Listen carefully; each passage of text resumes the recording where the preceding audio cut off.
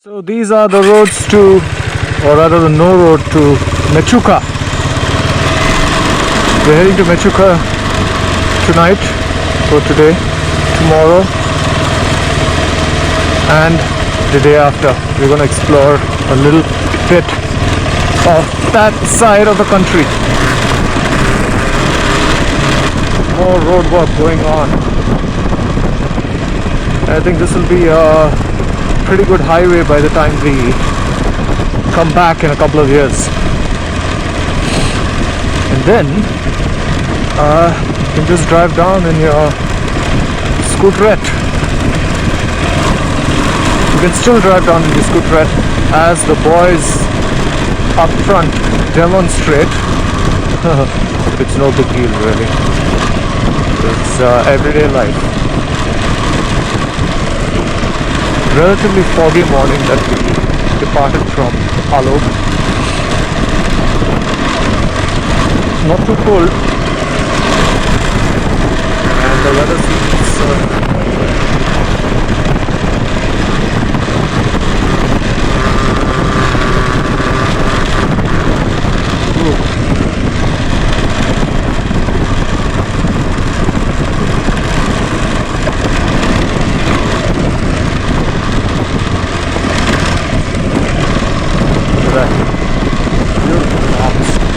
paddy fields,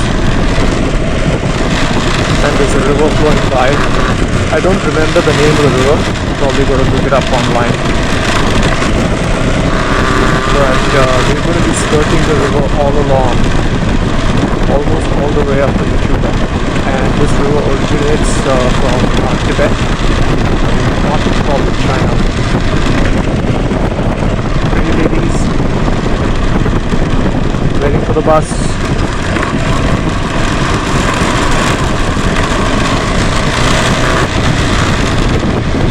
My GoPro seems to be kind of having a mind of its own now and then.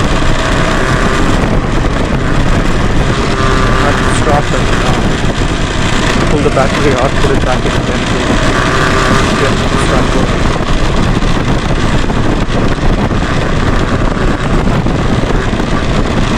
Again, I don't know how audible I am, but bear with me. If not the audio, I hope you are enjoying the video, because I certainly am from where I'm perched. Perched a little higher now.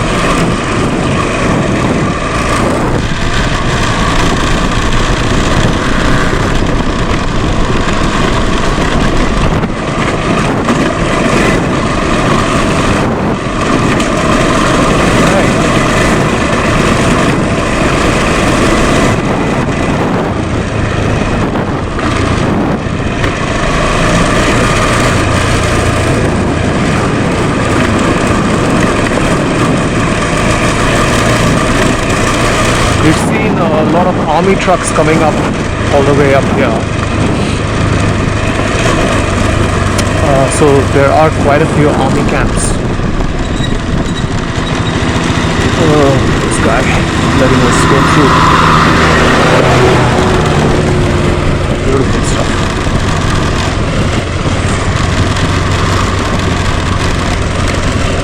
My mate's probably been waiting for me for quite a bit. Pretty woman.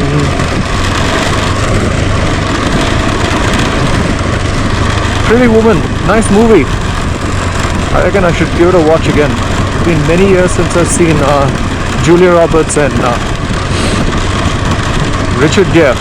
Yeah, that's sweet. A Buddhist and Julia Roberts calls herself a Hindu. That's cool. Yeah, okay.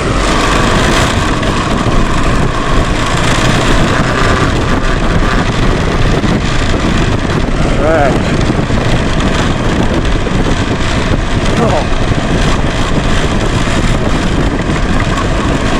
Yeah. Beautiful. Look at that little village. Oh, stunning. By the banks. Absolutely beautiful. We're going to be heading towards a waterfall. It's called Sikidido. Nice name. Reminds me of Fido Dido, the 7-Up star.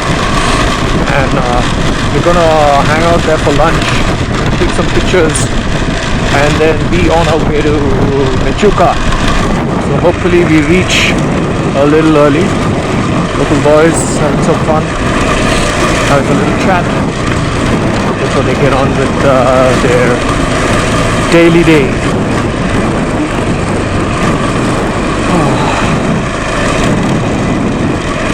Quaint little village, live in their own world.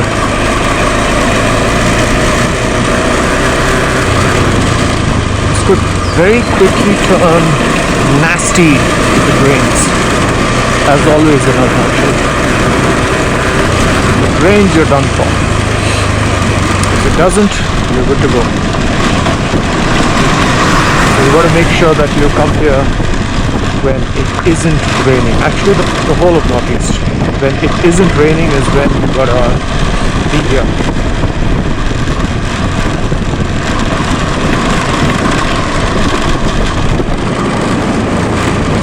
Mechuka 128, Mangyong 145, Tumbin right, Tato 78. So we gotta go towards Tato, and we're not taking the right down here. We gotta go up.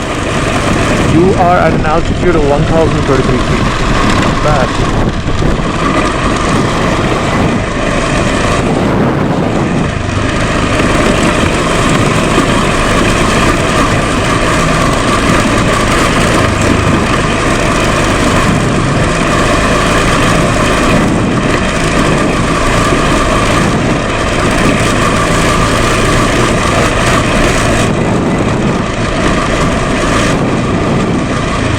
Is absolutely, not this water, the water down in the river is absolutely crystal clear.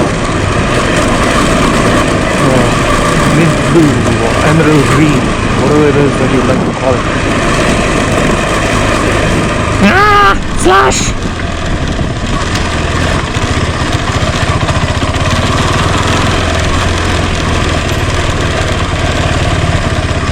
Oh fuck. Okay.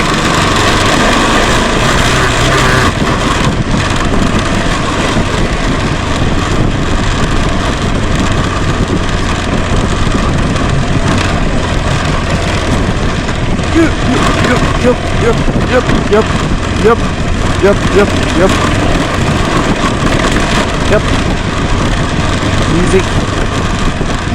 Easy. Woo! It is crystal clear. You can actually see the rocks inside, under the stream, under the river. Ooh. Must be cold. Glacial rivers, apparently from Manasarovar, Kailash. That's where most of these rivers originate from. And then little tributaries feed in, and they make their way down Tibet into India and feed the rest of the subcontinent.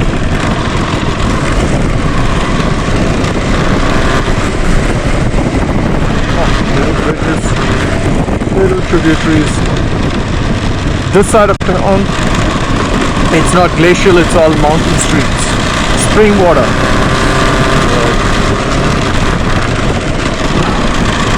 Fresh air, good water, healthy living. Healthy food. I think it's a pretty good quality of life.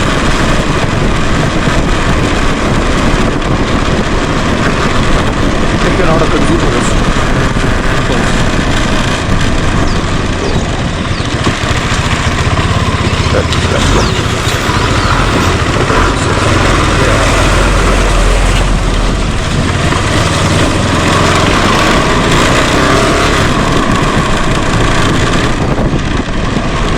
Border Road Organization workers.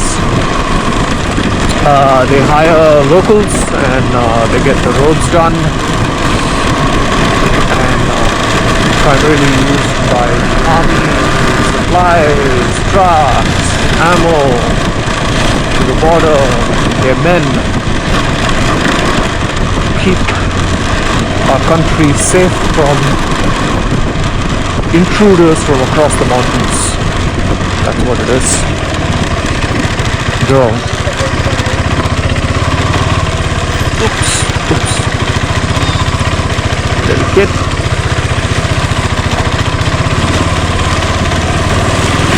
These hewn rocks. Hewn. They are hewn. H-E-W-N. English lesson for the day.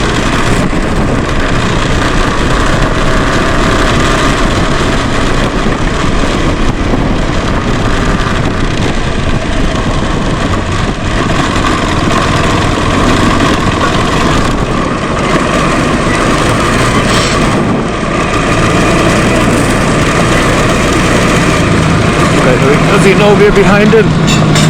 Obviously not.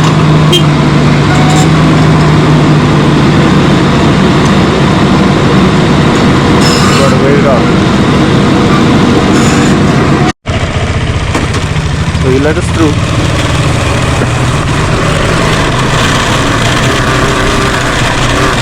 Whoa! Steep drop.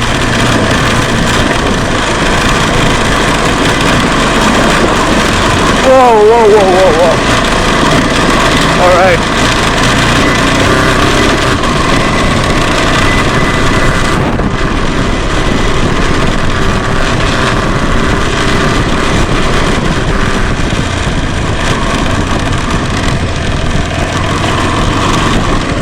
Woo! Do not ride on the far edge. The other side of the road. Lesson.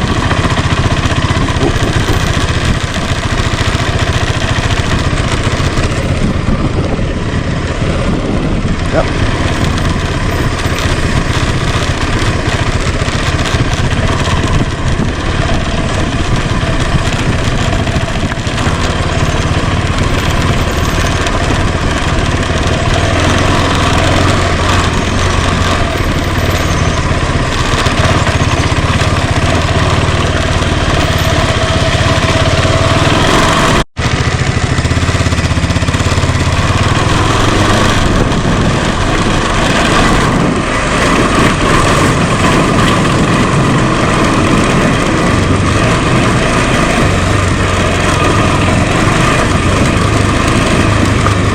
Ooh, deep ravine.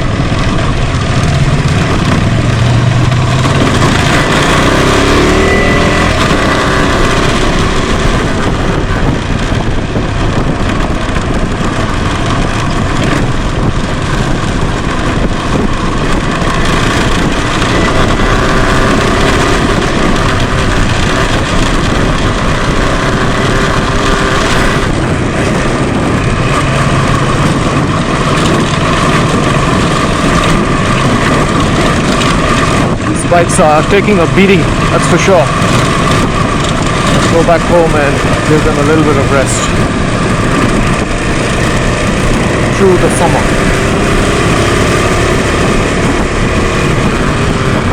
This is absolute deep jungle territory, man.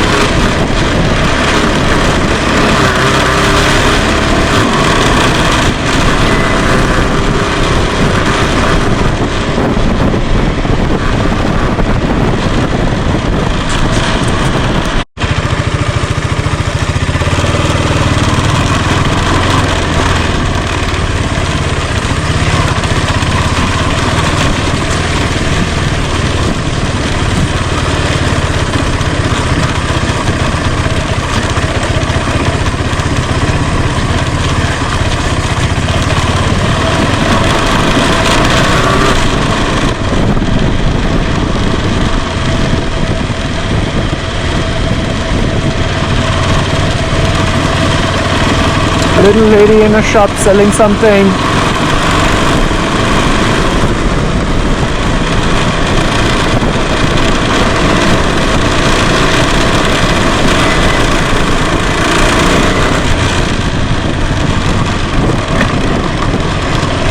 One funny thing we've noticed in Arunachal is we've hardly seen any wildlife, even though we're in the midst of thick jungle. So what we've been told is, everything's just been hunted down. And people from Arunachal they love hunting and they're excellent hunters. But unfortunately, that means that there's no wildlife. Even birds, they hunt with catapults. I mean, I understand they've got to survive and they've got to eat, but the human population, the growing human population, does nature no favors, unfortunately.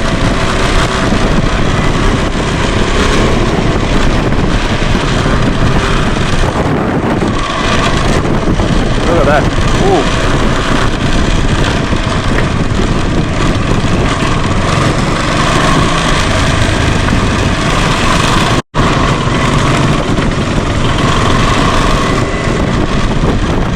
Getting close to Mechuka, and this is the road.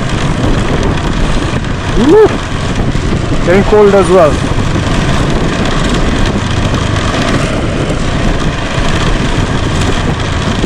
We decided to ride and take it a little easy because one, the roads are quite bad. Two, there's a little bit of slush here and there. Almost slipped a couple of kilometers back and could have taken a fall.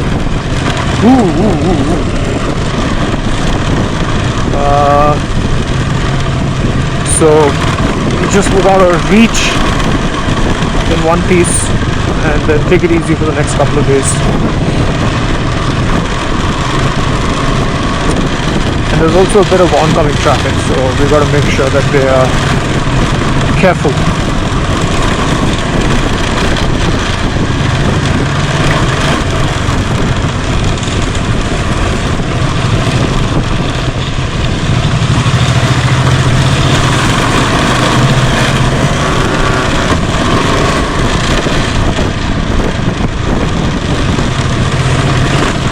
So maybe we talk a little bit about adventure bikes. So many people, they complain that the 390 Adventure doesn't have low-end torque. I kind of agree with that. It does lack low-end torque a bit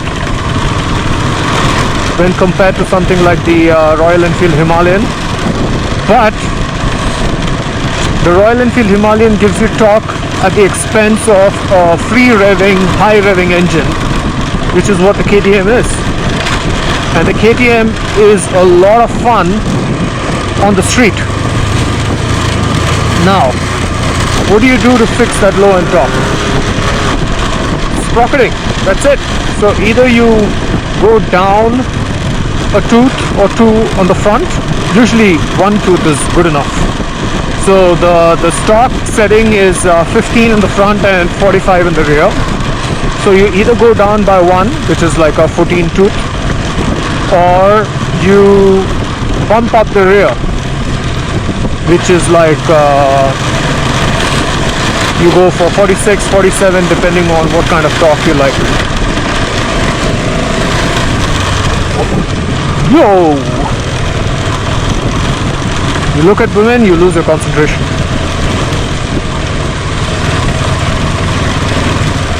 So it's kind of rained out here, this side of the mountains. Fuck. So where were we on sprocketing? Yeah. So that's what it is.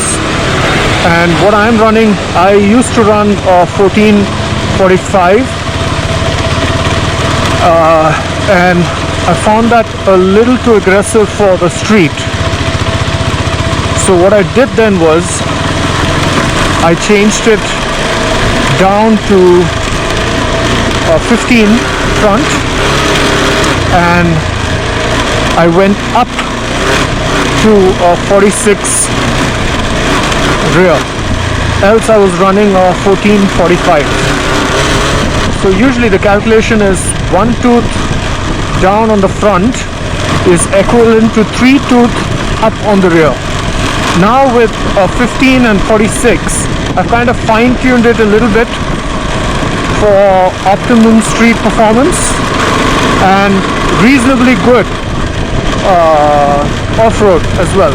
Of course, I've got to, when I'm down on second gear and I'm kind of low on the rev range, I got to use the clutch a little bit. I've got to slip the clutch a little bit. But who doesn't? I mean, you got to learn how to slip the clutch just a bit to get you going, and that's perfectly normal. People think that, oh, you shouldn't slip the clutch at all.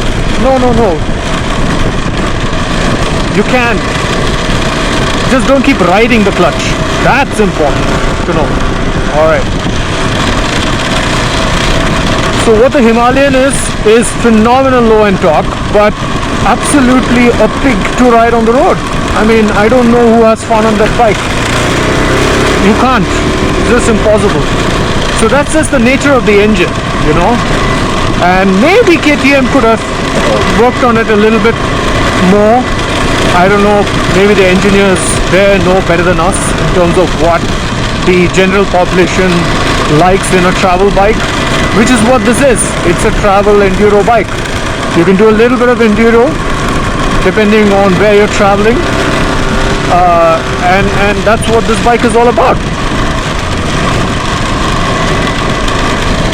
Is it still recording? Yeah, it is.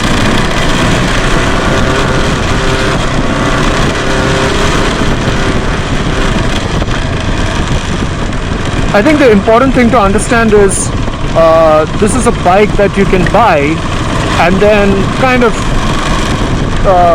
customize it for yourself, sort a few things out to kind of fix the ergonomics, fix the power delivery, and people have done that, and I think they're all quite happy with it.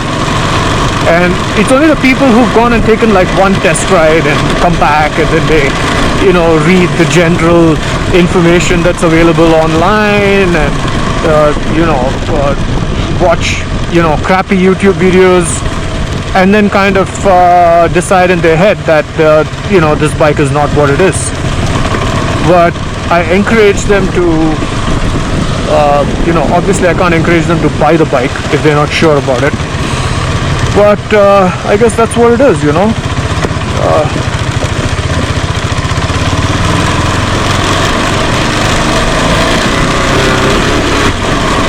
They lose out. They don't get to experience what this bike has to offer.